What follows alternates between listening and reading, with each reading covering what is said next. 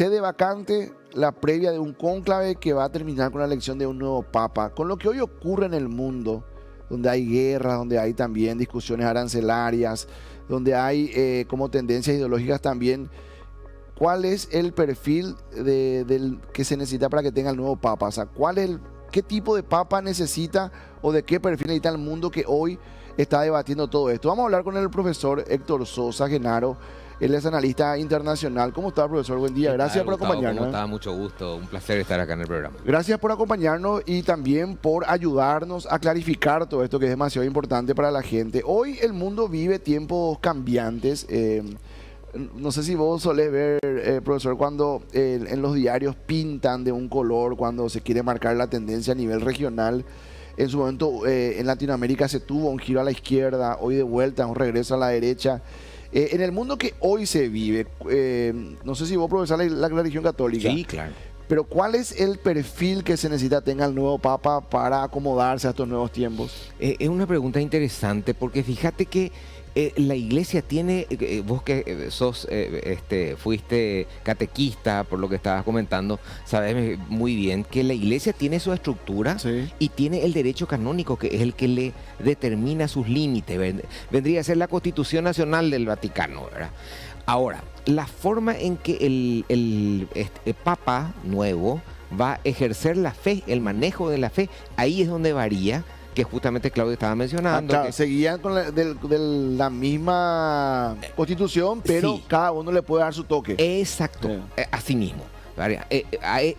Ese es el límite que tenés, más o menos, porque, como digo, tenés que someterte a los dogmas de la iglesia, sí, ¿verdad?, etcétera, a lo que establece el derecho canónico y a lo que decía, los dogmas de la iglesia.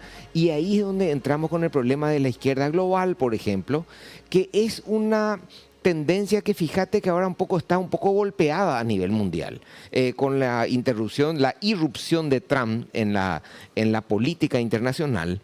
Eso está un poco golpeado. Europa mismo se nota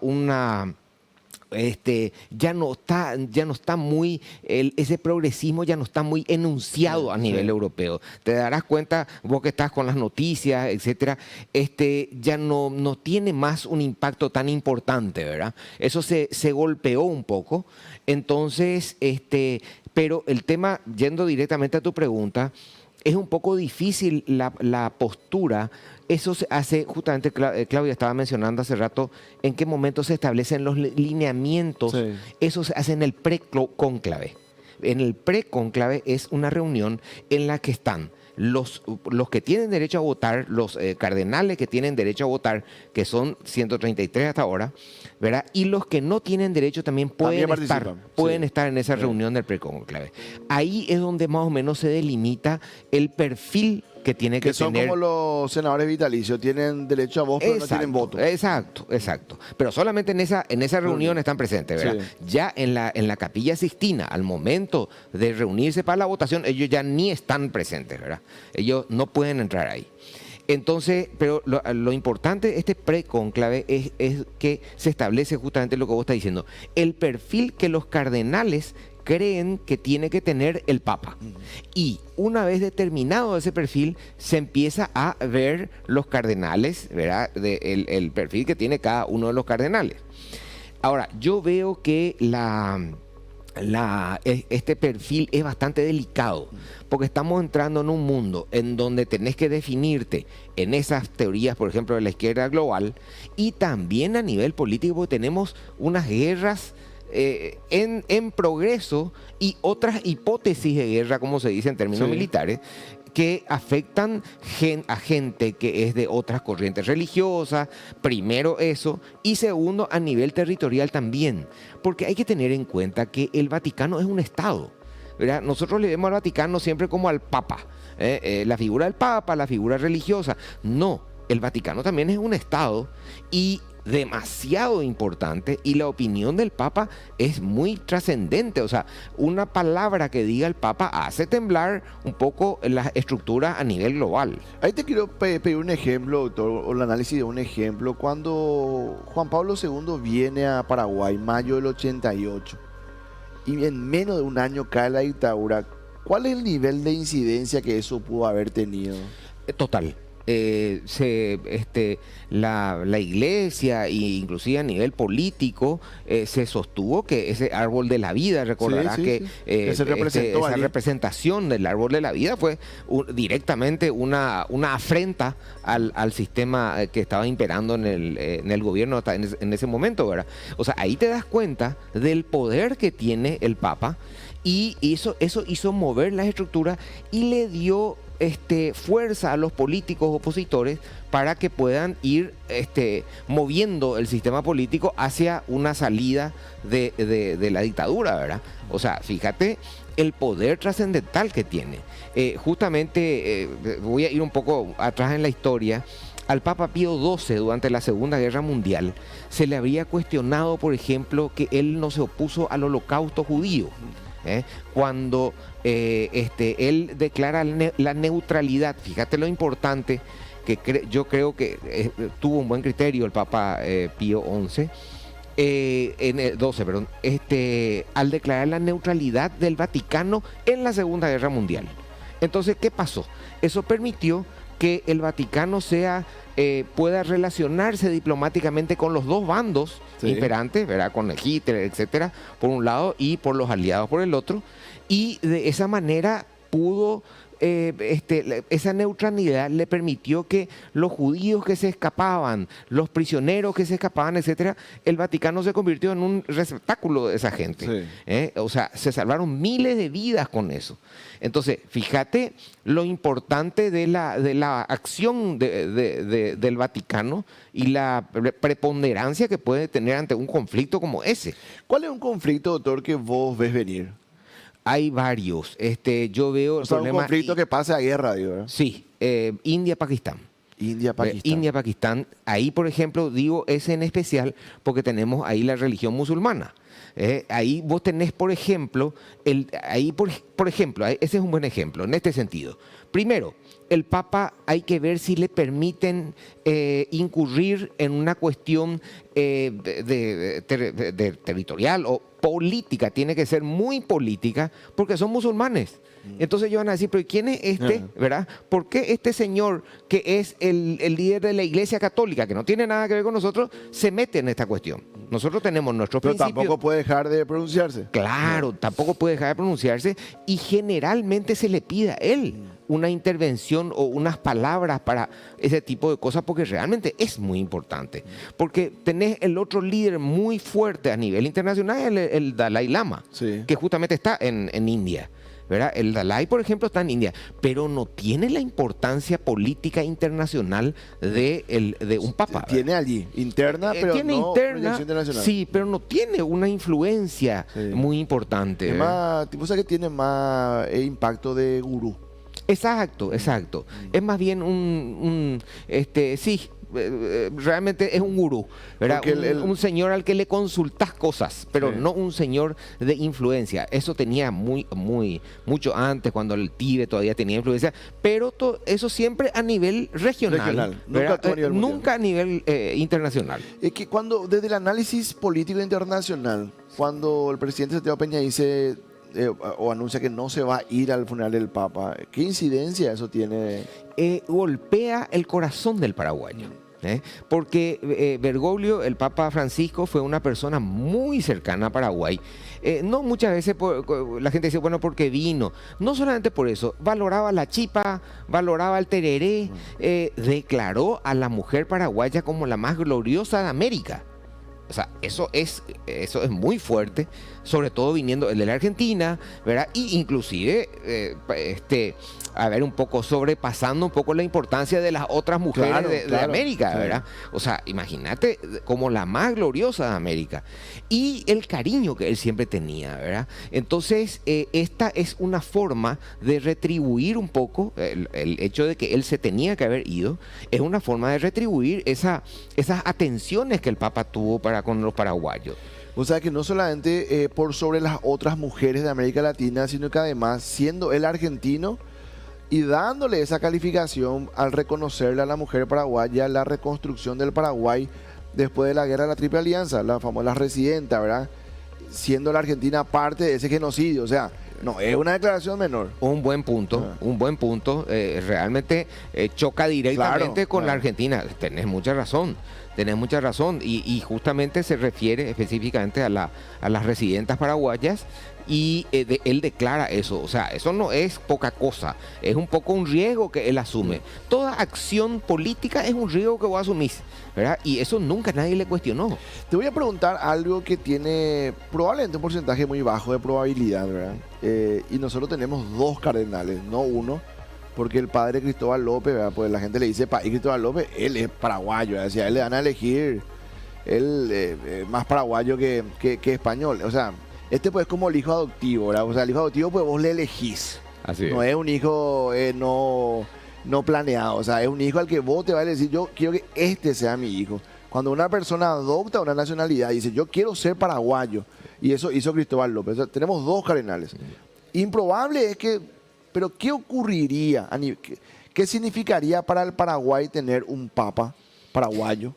Yo no No, sé, no si- no podemos ni puedo dimensionar. dimensionar, Ajá. ¿verdad? Es demasiado grande, es demasiado importante. Pero bueno, yo no quiero ser pesimista, pero yo creo que en esta oportunidad, justamente eso estamos comentando en un grupo de personas que es muy delicada la elección del Papa actual. ¿Por qué? Porque tiene que tener una preponderancia, un peso bastante importante a nivel internacional. Sí, sí, claro. ¿Verdad? Ahí por eso es que un poco le veo un poco rezagado, salvo el cardenal Cristóbal, No, que ¿verdad? tiene Que más, sí, claro. que sí tiene mucha experiencia a nivel internacional, porque proviene de España, etcétera. Pero yo creo que va a tener que ser una persona muy solvente a nivel internacional, respetada, ¿verdad? A nivel internacional, y de ahí partir para hacia esas tendencias Claro. o progresistas o conservadoras. ¿verdad? Es importante lo que decís. Lo de Alberto Martínez tiene demasiadas dificultades, ¿verdad? Es nuevo, que es una limitante. Es paraguayo, es una limitante. Voy a decir en el siguiente sentido: no somos una iglesia que tenga demasiada influencia a nivel internacional. Y segundo, acaba de irse un papa argentino. O sea que también por ahí tenemos una limitante. Sería elegir por primera vez un latinoamericano y otra vez un latinoamericano. Después tenés también que es muy joven.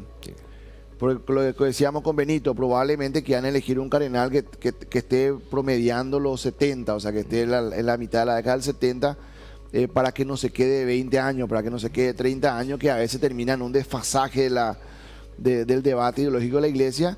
Y me estoy olvidando de algún otro detalle, ¿verdad? Pero tiene muy improbable. Muy cierto, muy improbable. cierto. Una cosa, ahora que tocaste la edad, Gustavo, yo creo que la iglesia tiene un poco que reconsiderar las edades de los papas que elige, ¿verdad? Porque muy rápido, fíjate que Francisco tiene 12 años nomás de papado. De papado, sí. ¿verdad? Y es demasiado poco. Es tipo el presidente de la República Sí. nuestro, ¿verdad? Que te dice siempre, bueno, pero en 5 años no puedo hacer nada, ¿verdad? Necesito por Vamos a lo decir menos... que sería mejor que esté 20 años, 25 años. Claro, claro. O sea, bajar el promedio de edad, elegir a una persona joven, por lo menos de 60 años. En la dinámica es lo que puede ayudar, ¿verdad?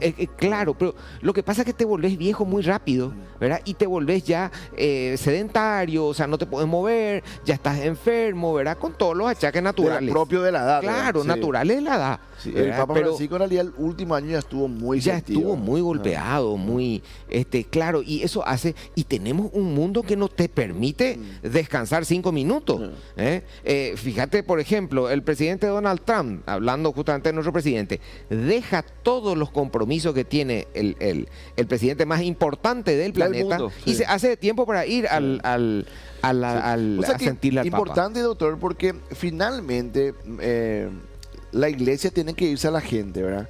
Y la mayor incidencia que tiene un papa es cuando visita un país. Mueve absolutamente todo, ¿verdad? Pero si vos tenés un papa de menor edad, le va a ser más fácil el desplazamiento. Con Francisco ocurrió que tuvieron que comenzar a espaciar los viajes. No tuvo tantos viajes como Juan Pablo II, por ejemplo, que fue el papa viajero, ¿verdad? Que recorrió prácticamente el mundo. Entonces, si vos tenés un papa de 63 años, de 65 años, 67 años, le va a hacer también mucho más fácil el desplazamiento, ¿verdad? Claro, yo no entiendo mucho y yo creo que es más bien por las edades de los cardenales, Sí. que ya van sumando edad ahí en el colegio cardenalicio. Entonces, de repente, ellos por su propio interés, vamos a Claro, decir, se nombran a esas edades. Pero hay que verla, tiene que primar el interés general del católico, ¿verdad? Que como decimos, que el Papa llegue a nosotros, y que se mueva, que sea un Papa activo. Como decía Francisco, le decía a los sacerdotes, dejen las iglesias y salgan a pastorear, Sí. a buscar, a cazar las almas de los feligreses, ¿verdad? Entonces, eso es lo que hay que hacer. A Y nivel- no se puede a esa edad ya, ¿verdad? Claro. A nivel internacional, ¿vos crees que va a haber mucho entusiasmo o mucha expectativa de los países europeos o de los gobiernos europeos de ver quién va a ser el Papa? Totalmente, totalmente. Vos sabés que hay volviendo al concepto de Estado del Vaticano y de la importancia y trascendencia del Papa en sus opiniones.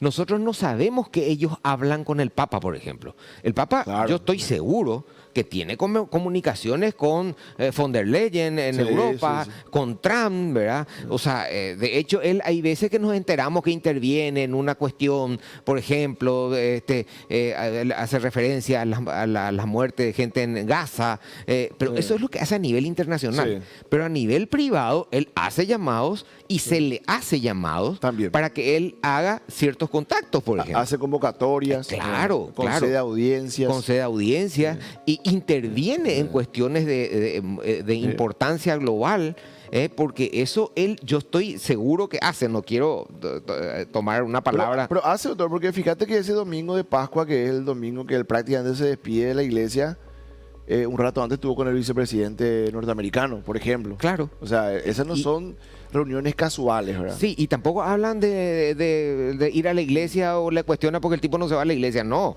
ahí se tocan temas de carácter internacional y de mucha importancia. Sí. Y como estamos diciendo, y que el Papa baje una línea determinada es importante, porque los católicos a nivel mundial le escuchan al Papa y obviamente hace mover la balanza Claro, hacia sí. un lado, Mirá hacia el lado que él opine. En la historia política de nuestro país mismo se habló en varios momentos que incluso desde el Vaticano pueden pedir frenar un juicio político Por en supuesto. nombre de la paz social, Sí. o inclusive, ¿por qué no decirlo, verdad? Hasta se puede direccionar candidatos, porque fíjate que la anécdota del expresidente de la República, Nicanor Duarte Fruto, que cuando Benedicto XVI me cuenta en una entrevista, cuando era papa, va él para el saludo protocolar y él hablaba de una sala contigua, o sea, vos pasás el saludo y un cardenal te acompaña, ¿verdad? Y creo que decía él, no acuerdo el apellido del cardenal que él siempre menciona, y dice él, aparte le dice, es deseo de su santidad que ustedes le impugnen al Monseñor Lugo. Y Nicanor le dice, pero yo no le puedo impugnar, en todo caso que le judicialice la iglesia, porque él no podía desprenderse de su categoría de obispo, no podía ser candidato por la condición de obispo. Y decía Nicanor, pucha, y hubiera sido una convulsión social que le impidiéramos ser candidato. O sea, eso nomás demuestra que la iglesia también juega esos partidos, ¿verdad? Totalmente, totalmente. Y para bien. Claro, fíjate en un ratito, pero eso le movió la estantería Claro. a Nicanor, Sí, sí. ¿verdad? Porque directamente el no hacer caso a eso hace que se mueva la estructura, o sea, la estructura política del Paraguay. Y terminó O sea, siendo presidente. Exacto, exacto. Sí, el caso Lugo luego fue un tema que ahí yo veo mucha tibieza a nivel del Vaticano, ¿eh? Sí, Ojo. sí. Había 100 causales en el derecho canónico Sí. para inclusive sacarlo, porque él sigue siendo obispo. No te olvides de eso. Claro. Él sigue siendo obispo. A él no se le sacó la categoría, el rango de la obispo. iglesia. No se le sacó, él sigue siendo. Y eso, por ejemplo, es una vergüenza, ¿verdad? Porque yo siempre, cuando él estaba en carrera, justamente decía que era totalmente incoherente este señor, porque él estaba aspirando al mayor cargo político que un humano normal pretende. Sí. ¿Verdad? Y él no era un ser humano normal, porque es un señor religioso, ¿verdad? Entonces, ¿qué coherencia tenía esa persona de que era encima obispo todavía, ¿verdad? Y pretendía el cargo más, más importante que el ser humano, el ciudadano pueda aspirar. Entonces, ahí luego ya había una incoherencia, además de muchas otras causales, Claro, ¿verdad? Que había. Es lo que digo, tildó todos los no del derecho canónico. Sí. Doctor, también cada papa que inicia un pontificado tiene desafíos que ya le esperan, ¿verdad? En su momento, algún que otro papa tuvo que asumir y pedir disculpas por los abusos de la iglesia, por el tema de los casos de abuso de niños. O sea, cada papa ya tiene compromisos que están sobre la mesa. Sí. ¿Cuáles crees que son esos compromisos que ya le esperan al nuevo papa? Una buenísima pregunta esa, porque realmente es la mesa del Papa va a temblar, ¿verdad? Por lo que le espera. Porque como decíamos, tiene cuestiones sociales importantes que determinar, el tema de los movimientos LGTB, etcétera. Tiene que dar una postura. Francisco fue bastante... manejó muy bien esa parte. No definió nada, pero por lo que te decía, porque él No tiene definió, pero habló mucho de la tolerancia. Habló mucho de la tolerancia, exacto. Decía, de la dignidad. ¿quién soy yo Sí. para descalificar a alguien por eso? ¿Verdad? Y que es cierto, ¿verdad? ¿Podría cambiar la pregunta? Sí. ¿Cuál es el primer tema que va a tener que atender? Porque muchos compromisos le van a esperar, ¿verdad? Y una cuestión que también tenemos que entender los seres humanos, los desafíos no son los mismos en todo el mundo. Sí. O sea, hay prioridades para el sudamericano, hay prioridades, vos decías, también para otras zonas de conflicto, pero ¿cuál es el primero que él va a tener que decir, pucha, no puedo esperar una semana, yo tengo que tomar partido hoy? El tema de Gaza. Gaza. La franja de Gaza. Ucrania. Sí, Ucrania. Esos También, son dos solo temas que él tiene que intervenir porque es demasiado importante la intervención de él ahí. Coste que Rusia no le va a hacer caso, ¿verdad? Porque encima... Pero ¿cuánto, si se resuelve lo de Rusia o Ucrania, cuánto va a ser virtud del nuevo Papa y cuánto va a ser de la presión que viene metiendo Donald Trump? Porque viste la foto con Zelensky hoy en el pasillo del Vaticano. Sí. El otro día le trató prácticamente de adolescente. Che, resuelvan su problema porque nosotros vamos a... Sí, no, la presión de Donald Trump va a ser siempre es superior porque, en este caso, porque hay temas económicos y de fuerza. Por eso. Sí. Pero la presión del Vaticano sí va a ser importante. Pero ya digo, no podemos comparar porque Trump tiene fuerza y el tema económico. Sí. Así de sencillo. Y eso prima muchas veces por sobre lo espiritual. Pero puede ser probablemente lo que desequilibre. Sí, totalmente. Si el Papa hace una manifestación externa, ahí tenemos problemas. O sea, ahí Trump va a tener problemas. Ojo. Si hace una manifestación pública a lo que Trump está queriendo. Por ejemplo, Trump le está presionando a Ucrania para que renuncie a la península de Crimea. Sí. Eso es, Trump le dice, ya perdiste luego eso, porque él sostiene que en el 2014 Crimea ya fue administrada por Rusia desde el 2014, entonces ya, ¿por qué te quejas? Le dice a Zelensky.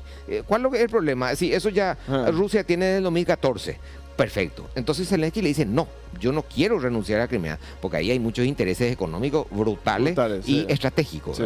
Bueno, entonces vamos a suponer que el Papa nuevo le dice, no, hay que, yo estoy a favor de defender, de defender el territorio que fue invadido, ¿verdad? Eso no se puede permitir, ¿verdad? Que el tipo y ahí va a haber un conflicto público. Ahí hay un tema. Esas cosas, por ejemplo, son las que el Papa tiene que medir demasiado bien. Ellos hacen unas reuniones importantísimas. Mira, una medición. Claro. Es que fíjate que ahí sí hay asesores en serio. Sí. El Papa, Donald Trump, por ejemplo, son gente que tiene asesores en serio. Porque yo suelo decir, y esto va para lo que nuestra política criolla, en el exterior, este tipo de gente tiene asesores en serio. ¿Por qué? Porque si se sabe que yo soy el asesor político, por ejemplo, del Papa o de Trump. Te van a llegar para... No, si hace macana, si yo le asesoro mal, ¿verdad? O fíjate, si él no escucha mi asesoría, a mí me quema. O sea, otros políticos y los nuevos presidentes no me van a contratar a mí porque estoy quemado, ¿verdad?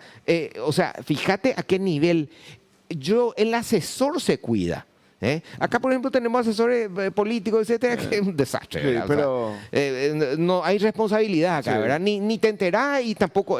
pero en los países en serio, El asesor político es una persona que le dice, si no me haces caso, me voy. Claro, totalmente. Si no me haces caso, me voy. Bueno, lo mismo pasa a nivel del Papa, por ejemplo. Tiene los cardenales que son sus asesores, ¿verdad? Aparte de otra gente y otras consultas que él hace a nivel internacional. Entonces, la resolución que él determine, lo que él diga públicamente es bien pesado y más vale que tenga mucho sustento. Claro. Porque si no, va a ser un tiro al aire y va a quedar mal el Vaticano y la Iglesia Católica. No queda mal el Papa. No es que Trump se equivocó por los aranceles. No. Es una manifestación del Papa pública, Claro, que va a quedar colgada, por ejemplo, y eso sí va a estar mal. Por eso es que muchas veces el Papa no interviene a nivel internacional, justamente por estas situaciones. Asumiendo que probablemente sea un papado, si es elegido, ¿verdad? Porque esa es la palabra, no son elecciones, es elegido, le eligen entre pares. Un papa de unos 75 años probablemente se va a quedar 10, ¿verdad? Entonces, ¿te animás, doctora, que nosotros pronostiquemos una rotura del régimen bolivariano en Venezuela durante el siguiente papado, o eso no es tan seguro? Sí, es muy factible, muy factible. Sí, porque Maduro ya está exagerando. Y lo bueno que tiene Venezuela es que hay muchísimos católicos. Muchos católicos. Claro, muchos. la cantidad de católicos es altísima, tipo Paraguay. Sí, sí. O sea, por suerte América más o menos tiene una cantidad importante de católicos y sí puede influir el Vaticano. Pero te vuelvo a decir, no, posiblemente no va a ser a nivel público, va a ser a nivel presión a través de los cardenales, a través de los obispos, de la iglesia en sí. Metan presión desde la homilía cada domingo. Exacto. Sí. Hablando de homilía, por ejemplo, vos te das cuenta cómo la homilía del Día de la Virgen de Cacupé, todo el mundo está atento a lo que va a decir el sacerdote en la iglesia. Sí. Y es imagen Claro, ¿verdad? totalmente. O sea, es sagrado lo que dice ahí, nadie le cuestiona. En el caso de Venezuela se avanzó en el proceso, porque si vos mirás la historia, doctor, en su momento Venezuela siempre los dictadores ganaron. O sea, estamos hablando primero de Hugo Chávez, ¿verdad? Y después estamos hablando de Nicolás Maduro. En ambos casos, todas las elecciones que ellos habían ganado en la previa, ganaron frente a 3 o 4 candidatos. Eso ya por lo menos esa conciencia ya hay de decir, tenemos que poner un candidato. La vez pasada ya fue un candidato, ¿verdad? O por lo menos uno con más chances. Sí. Esa parte ya se logró. Ahora, lo que se tiene que lograr es que realmente, porque van a seguir robando elecciones, lo que hay que lograr es que la gente diga, vamos a defender estas elecciones, que no se hizo. Sí, pero muy interesante, pero ahí sabes cuál es el problema, Gustavo. El poder militar que tiene y el apoyo militar que tiene Maduro. Maduro se encargó, y eso es normal en las dictaduras, de mantenerle bien contento a los policías y a los militares. Porque esos son los que te van a defender mañana. En el caso nuestro, en la época de la dictadura, había mucha gente que quería rebelarse, pero decía, pero te van a apoyar los militares. O sea, no. ¿Verdad? Entonces, en este caso, yo siempre eso estoy diciendo sobre el caso de Venezuela. Acá lastimosamente, y no quiero decir algo pesimista, pero va a tener que morir gente acá. Acá tiene que salir tipo la plaza de Tiananmen en China. ¿Te recordás que salieron los ciudadanos a ponerse frente a los tanques chinos que venían y tuvieron que parar porque si no públicamente, porque estaban todas las cámaras, iban a matar gente?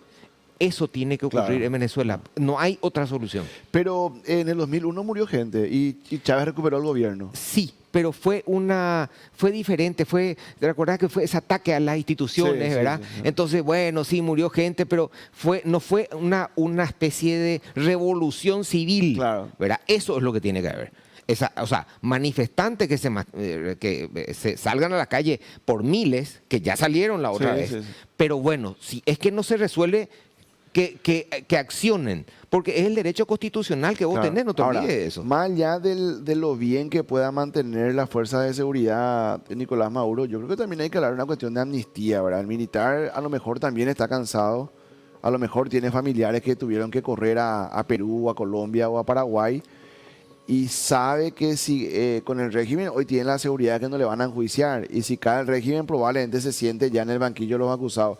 Probablemente un acuerdo de amnistía también habrá que hacer para la gente que ayude a que caiga el régimen.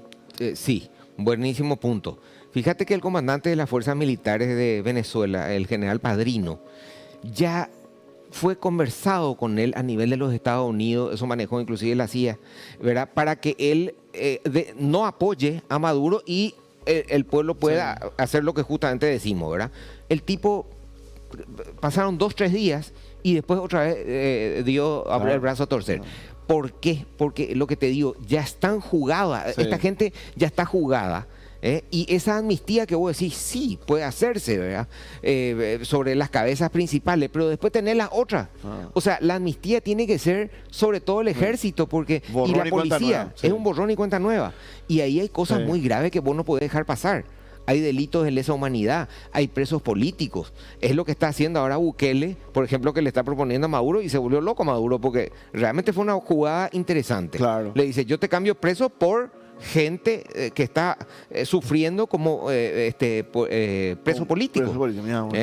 Presos políticos, él le pidió. Él no le pidió presos normales. Vamos a cambiar delincuentes por presos políticos que vos tenés. Y yendo a lo que estabas diciendo antes, por ejemplo, a nivel de proceso electoral, no te olvides que le arrestó a todos los candidatos a presidente. O sea, es terrible. Y ahora dictó una orden de captura contra el presidente de la República, legalmente designado. O sea, tiene orden de captura él. Mira si el nuevo Papa dice en los primeros 6 meses me voy a Venezuela, lo que puede ser. Un riesgo grande. ¿Para él? Para él. ¿Por qué? No me iría. O sea, no creo que sus asesores le recomienden ir a Venezuela, y porque hay fanáticos ahí. Hay fanatismo muy grande y se sabe que se va para lo que estamos pensando nosotros, ¿verdad? Claro. Él no creo que se le recomiende hacer eso porque es muy peligroso. Es una jugada muy peligrosa y como decíamos hace rato, el Papa se tiene que cuidar mucho de lo que hace. Porque imagínate un Papa que salga corriendo de una reunión. Eso, por ejemplo, es muy mal visto. La Iglesia Católica ahí va a estar golpeada.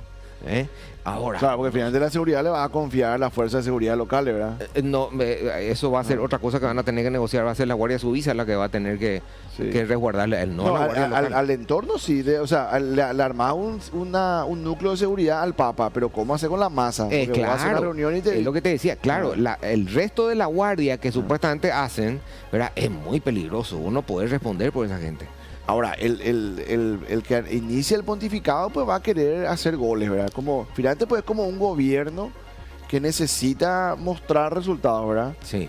Y yo creo que los goles van a estar más bien a nivel internacional en estas guerras que te digo. Ucrania y Gaza. Yo creo que se va a centrar ahí porque ahí no necesitas necesitas nomás hacer manifestaciones, ¿verdad? Llamar a la paz, a la conversación, etcétera, etcétera. Y bajo la mesa sí puede hacer llamados importantes. Es lo que digo. El Papa no se puede dar lujo. Por eso es que muchas veces la gente dice, ¿y cómo el Papa permite esto? ¿Y cómo permite aquello? Lo que pasa es que el Papa no puede hacer jugadas al vacío. No se puede hacer lujo. Trump se puede hacer lujo. Macron se puede hacer lujo. Pero el Papa no. No. A ver, esta pregunta más te la voy a hacer como profesante de la religión católica que sos, más que como un experto, y me da un gustazo esta charla, doctor. No, un placer. Realmente muy clarificante cada uno de tus conceptos. Cuando se habló de la fortuna del Papa, ¿verdad? Porque una de las cosas que los católicos hablamos siempre es, nos piden ser austeros, nos piden la caridad, pero a veces vemos sacerdotes que se mueven en una 4x4 o tienen grandes propiedades.